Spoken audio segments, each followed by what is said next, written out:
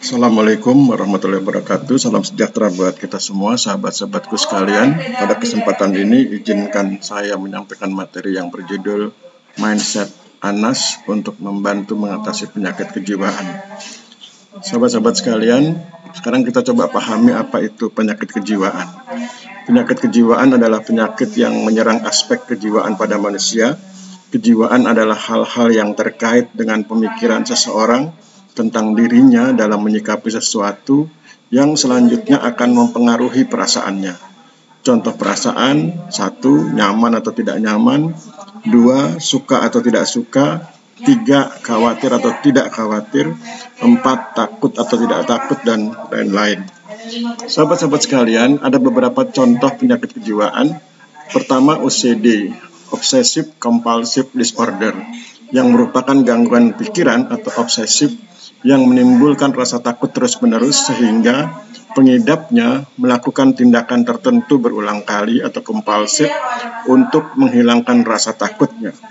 Ada beberapa hal yang dapat memicu terjadinya OCD, yaitu faktor genetik, trauma dan stres berat, gangguan mental, dan sikap yang terlalu perfeksionis. Sahabat-sahabat sekalian, penyakit kejiwaan lainnya adalah yang kedua, tadi kan yang pertama OCD, yang kedua bipolar.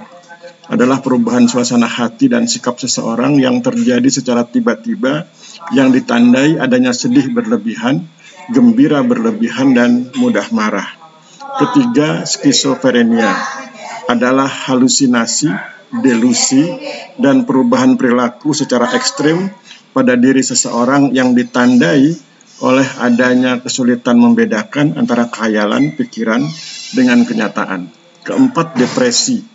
Adalah gangguan suasana hati yang mempengaruhi pikiran dan perasaan seseorang yang ditandai adanya rasa sedih berlebihan, rasa tidak berguna, dan menyalahkan diri sendiri.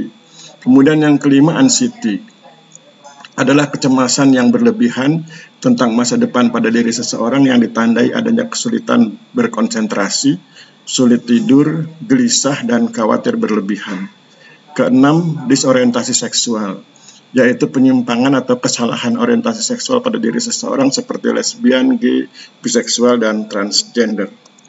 Sobat-sobat sekalian, sekarang pertanyaannya adalah mengapa itu bisa terjadi? Sekarang mari kita coba bahas pelan-pelan. Untuk mencegah terjadinya OCD, bipolar, skizofrenia, depresi, anxiety, disorientasi seksual, dan penyakit kejiwaan lainnya, maka terlebih dahulu perlu dipahami bahwa sesungguhnya penyakit-penyakit kejiwaan tersebut adalah penyakit yang disebabkan oleh atau bersumber dari pola pikir atau mindset yang salah. Mindset adalah cara berpikir seseorang yang menentukan sikap, tindakan, dan perilaku seseorang. Mindset terdiri dari dua kategori, yaitu mindset positif dan mindset negatif. Mindset positif adalah mindset yang benar atau sesuai dengan kondisi seharusnya atau pemikiran yang benar tentang sesuatu. Mindset negatif adalah mindset yang tidak benar atau tidak sesuai dengan kondisi seharusnya atau pemikiran yang salah tentang sesuatu. Sekarang mari coba kita lihat tawaran yang bisa kita berikan. Untuk mengetahui kebenaran, setiap orang perlu memiliki mindset utama, yaitu mindset Anas. Mindset Anas bersumber dari Quran surah Anas yang menyatakan bahwa, katakanlah Muhammad, aku berlindung kepada Tuhannya manusia, Raja manusia, sembahan manusia, dari kejahatan atau bisikan setan yang bersembunyi, yang membisikkan kejahatan ke dalam dada manusia, dari golongan jin dan manusia. Berdasarkan Quran surat Anas, maka mindset Anas berisi tentang keyakinan kepada Allah Subhanahu wa Ta'ala, bahwa Allah Subhanahu wa Ta'ala akan melindungi manusia dari bisikan atau lintasan pikiran yang akan menyebabkan keburukan dan merugikan manusia yang bersangkutan. Oleh karena itu, manusia harus berpegang dan menerapkan nilai-nilai Islam dalam kehidupannya sehari-hari. Berdasarkan mindset Anas, maka seorang manusia tidak akan takut berlebih-lebihan sehingga ia akan terhindar dari OCD. Oleh karena itu, orang yang mengidap OCD diobati dengan treatment sebagai berikut. Pertama, yakin bahwa Allah Subhanahu wa Ta'ala adalah Tuhan yang Maha Esa, sehingga Maha Kuasa, serta Maha Pengasih dan Maha Penyayang. Kedua, yang bersangkutan memohon kesembuhan pada Allah Subhanahu wa Ta'ala. Yang ketiga, yang bersangkutan mengerti bahwa takut berlebih-lebihan adalah lintasan pemikiran yang bersifat buruk atau jahat yang terbisikkan ke dalam hati dan pikiran. Keempat, oleh karena itu, yang bersangkutan harus mengubah mindsetnya dari takut berlebih-lebihan menjadi takut dalam dosis yang proporsional. Dan yang kelima, ikhtiar ini memang tidak mudah, karena yang bersangkutan harus melawan dirinya sendiri, tetapi ia harus melakukan ikhtiar ini bahwa rasa takut boleh saja ada pada diri manusia, tetapi dosisnya harus proporsional atau tidak berlebihan.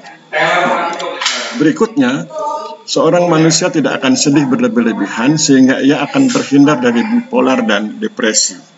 Oleh karena itu, orang yang mengidap bipolar dan depresi diobati dengan treatment sebagai berikut. 1. Yakin bahwa Allah Subhanahu wa Ta'ala adalah Tuhan yang Maha Esa, sehingga Maha Kuasa, serta Maha Pengasih dan Maha Penyayang.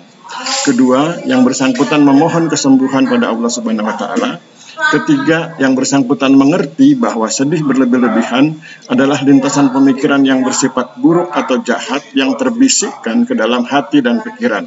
Keempat, oleh karena itu, yang bersangkutan harus mengubah mindsetnya dari sedih berlebih-lebihan menjadi sedih dalam dosis yang proporsional.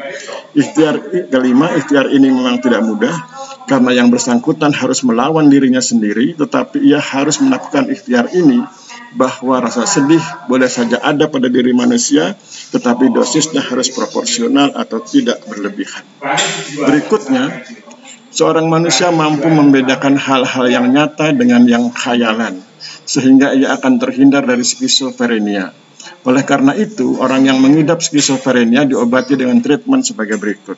Pertama, yakin bahwa Allah Subhanahu wa Ta'ala adalah Tuhan yang Maha Esa, sehingga Maha Kuasa, serta Maha Pengasih dan Maha Penyayang. Kedua, yang bersangkutan memohon kesembuhan pada Allah Subhanahu wa Ta'ala. Ketiga, yang bersangkutan mengerti bahwa kegemaran berkhayal dan panjang angan-angan merupakan lintasan pemikiran tak berguna. Bahkan bila dibiarkan akan menjadi lintasan pemikiran yang jahat, sebab dapat membingungkan yang bersangkutan karena tidak dapat membedakan khayalan dengan kenyataan. Keempat, oleh karena itu, yang bersangkutan harus mengubah mindsetnya dari gemar berpanjang angan-angan menjadi mindset yang dapat mendukung sikap objektif, faktual, realistis, logis, dan rasional. Kelima, ikhtiar ini memang tidak mudah karena yang bersangkutan harus melawan dirinya sendiri, tetapi ia harus melakukan ikhtiar ini bahwa hidup itu harus bersikap objektif, faktual, realistis, logis, dan rasional. Artinya, yang bersangkutan tidak boleh lagi panjang angan-angan atau senang berkhayal. Berikutnya, seorang manusia tidak akan cemas berlebihan tentang masa depannya, sehingga ia akan terhindar dari anxiety. Oleh karena itu, orang yang mengidap anxiety diobati dengan treatment sebagai berikut. Pertama, yakin bahwa Allah Subhanahu wa Ta'ala adalah Tuhan yang Maha Esa, sehingga Maha Kuasa, serta Maha Pengasih dan Maha Penyayang. Kedua, yang bersangkutan memohon kesembuhan pada Allah Subhanahu wa Ta'ala. Ketiga, yang bersangkutan mengerti bahwa masa depannya ditentukan oleh Allah Subhanahu wa Ta'ala. Kewajiban yang bersangkutan hanyalah memohon kepada Allah Subhanahu wa Ta'ala agar masa depannya cerah dan sukses, kemudian berusaha sekuat tenaga dalam koridor nilai-nilai Islam, lalu ikhlas menerima ketetapan Allah Subhanahu wa Ta'ala dan bersyukur atas seluruh capaian yang diberikan oleh Allah Subhanahu wa Ta'ala. Keempat, oleh karena itu, yang bersangkutan harus mengubah mindsetnya dengan tidak lagi khawatir dan cemas tentang masa depannya. Kelima, ikhtiar ini memang tidak mudah karena yang bersangkutan harus melawan dirinya sendiri, tetapi ia harus melakukan ikhtiar ini bahwa hal terpenting adalah memohon kepada Allah Subhanahu wa Ta'ala dan berusaha sekuat tenaga agar masa depannya cerah dan sukses, serta membuang jauh-jauh rasa khawatir dan cemas berlebih-lebihan. Berikutnya, seorang manusia akan memiliki orientasi seksual yang faktual karena bentuk fisik tubuhnya, laki-laki atau perempuan, adalah amanah dari Allah Subhanahu wa Ta'ala. sehingga ia harus berpikir, bersikap, bertindak, dan berperilaku sesuai dengan bentuk fisiknya sebagai laki-laki atau sebagai perempuan. Dengan demikian, maka ia akan terhindar dari disorientasi seksual. Oleh karena itu, orang yang mengidap disorientasi seksual, lesbian, gay, biseksual, dan transgender diobati dengan treatment sebagai berikut. Pertama, yakin bahwa Allah Subhanahu wa Ta'ala adalah Tuhan yang Maha Esa, sehingga Maha Kuasa, serta Maha Pengasih dan Maha Penyayang. Kedua, yang bersangkutan memohon kesembuhan pada Allah Subhanahu wa Ta'ala. Ketiga, yang bersangkutan mengerti bahwa bentuk fisik tubuh manusia, laki-laki atau perempuan, adalah amanah dari Allah Subhanahu wa Ta'ala, sehingga ia harus berpikir, bersikap, bertindak, dan berperilaku sesuai dengan bentuk fisik yang diamanahkan Allah Subhanahu wa Ta'ala kepadanya. Dengan demikian, ia akan terhindar dari pemikiran, sikap, tindakan, dan perilaku yang mencerminkan disorientasi seksual. Berikutnya yang keempat, yang bersangkutan juga harus mengerti bahwa pemikiran, sikap, tindakan, dan perilaku yang mengarah pada disorientasi seksual bersumber dari mindset yang salah, yang berupa lintasan pemikiran yang sesat, sehingga perlu diubah. Ikhtiar ini memang tidak mudah, karena yang bersangkutan harus melawan dirinya sendiri, tetapi ikhtiar ini harus ia lakukan agar ia tidak lagi mengidap disorientasi seksual. Sahabat-sahabat sekalian, saya pikir demikian yang bisa saya sampaikan. Memang sangat singkat karena waktunya terbatas. Saya akhiri, semoga bermanfaat. Wabillahi taufiq wal hidayah. Wassalamualaikum warahmatullahi wabarakatuh.